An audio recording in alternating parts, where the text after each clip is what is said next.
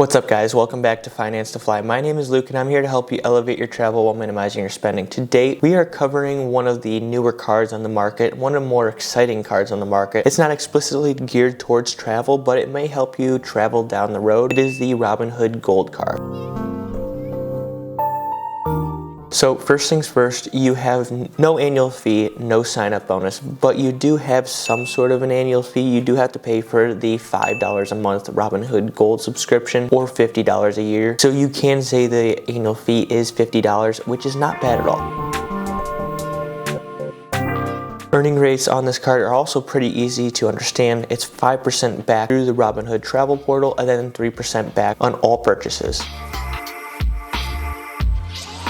Unlike most cards on the channel, this does not come with any benefits. It does have some travel and purchase protections, but those are minimal, and I would go for a high-end travel card, purchase protections and travel protections before using this cards. What the card is worth? Well, you are getting 3% back on everything, which is a lot, and you get that right back in cash back into Robinhood, where you can put it into a high yield savings account with them, into the stock market, or even send it off and use it on United purchases, Delta purchases, American purchases, stuff like that. That's pretty good, but you are paying $50 a month for that. And really, to roll into that, you're gonna have to skip the redemptions, considering this is a straight cashback card, and go right to my thoughts and who I think this card is for. Kind of why I wanted to make this video. It might be a little bit shorter, but I wanted to talk about how this 3% cashback may be advantage to you. The first things first is the cost on that card. You are technically paying $50 a year for the card by using the Robinhood Gold subscription status. At a base, if you do only earn 3% back on everything, you're gonna have to spend around $1,700 in cash back to make it positive. Overall, that's not terrible. That's about maybe 150 bucks, 200 bucks on groceries a month over a year's span to earn that annual fee back, not including any other purchases. If you put a lot of purchases on this card, it can turn out to be pretty lucrative. And again, this is still at $50. I will be surprised if it stays at $50 over the next 2, 3, 4 years. I could see it going up to around $100 within the next 5 to 6 years. So don't be surprised if you see that increase, but still 3%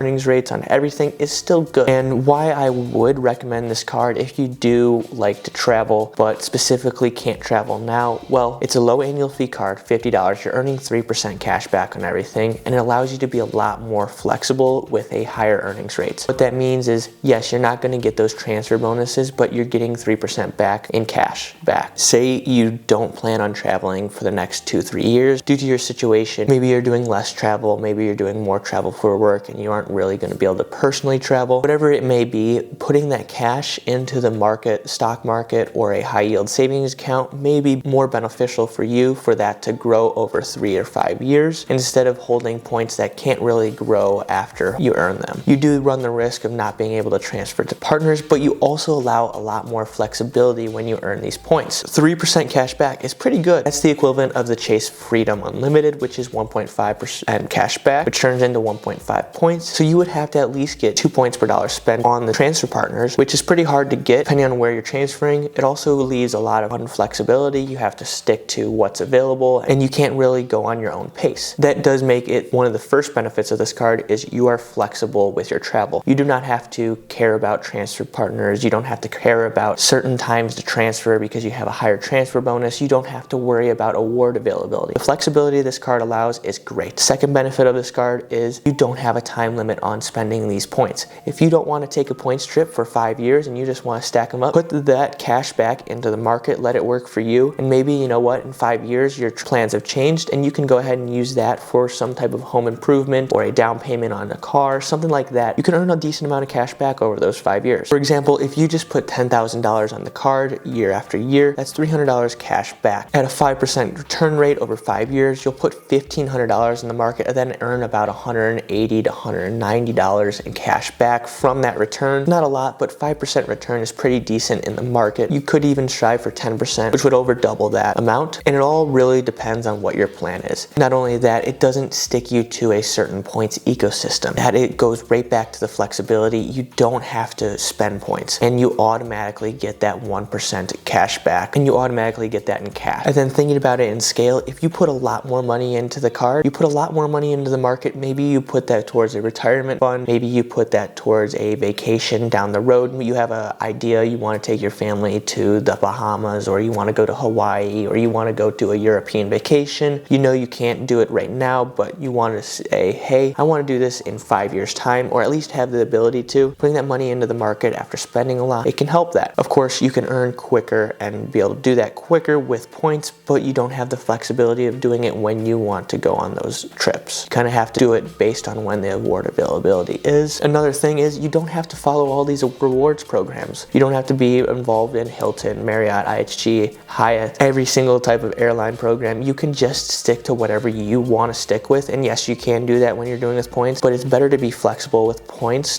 to be able to go into 5 different airlines, 3 different hotels. When you're traveling, you want to be able to look at all of those because one might have a better redemption rate than the other and have a nicer hotel at a better redemption rate. Meanwhile, if you have straight cash back, you don't have to really worry about that. You do whatever your cash back allows you to do, and then you have any extra travel expenses go right back to the card and earns another 5% cash back. The key to this card is what is your strategy. Is your strategy you're not so sure how much you're going to travel over the next 5 years? Maybe put it into the market, maybe take a chance on points. Is your strategy try to get the most out of the spend you have in the next 2 years as you have a lot of spend? Maybe go for a points card, maybe go for this card so you can earn up more for your retirement savings. There's a lot of things you got to think about when going in this card, and I've honestly thought about this card for the last couple months, and it's been back and forth in my mind. Do I switch all my spend over to this, earn a flat 3% cash back, be able to use that cash back towards whatever I want to do in terms of travel, and then earn a sign-up bonus here and there throughout the year to help with that? That's kind of where I'm thinking I'm going to go eventually. I do like all the perks on the travel cards, the free nights, the points, everything like that. I like to try to find the best value I can with points. Overall, there is a lot to think about with this card. It's not just a 2% cash back card. It is a 3% cash back card, which kind of puts it in a market of its own. Right now, it's that card with the 3% cash back, and then you have a couple other crypto cards that have 4% cash back, but you have to earn that in crypto. It's Bitcoin, stuff like that. Kind of talking about the Coinbase card there. This is a very interesting card to look at when you're in terms of travel, and maybe you don't want to travel. Maybe you're just looking for the best card available for your cash back. Maybe you don't have travel in your plans at all. Maybe you are saving up for retirement or saving up for a home improvement project, saving up for a new toy, something, maybe kids, college fund, stuff like that. You're saving up for this. You don't know what to get for your card. As long as you spend $1,700 and you can outspend that, you could look at this card and maybe it'll be a better return than a 1.5% cashback card, a 2% cashback card, or maybe like the Amex Gold with 4 points per dollar spent on groceries and dining and 3 points on airfare, and you can just get 3% back on everything. Maybe you don't want to deal with the travel portal. Maybe you don't want to deal with having to worry about, are you going to cash it out with points? Or are you going to cash it out through transfer partners? Are you going to just cash it out completely? There's a lot of things to think about. It's kind of where are you at? And I wanted to do this review on this card just because it's not something we see every day in the travel world. And maybe you don't have travel plans and you've been following this channel and you don't have travel plans and you want to plan for something else. This card may be good for you for that purpose. Heck, if I was planning on saving up a lot of money, not doing a lot of travel over the next 5-10 years, I would definitely look at this card. I'd probably already have it because the 3% cash back is pretty easy to earn back through that $50 annual fee. $50 annual fee is pretty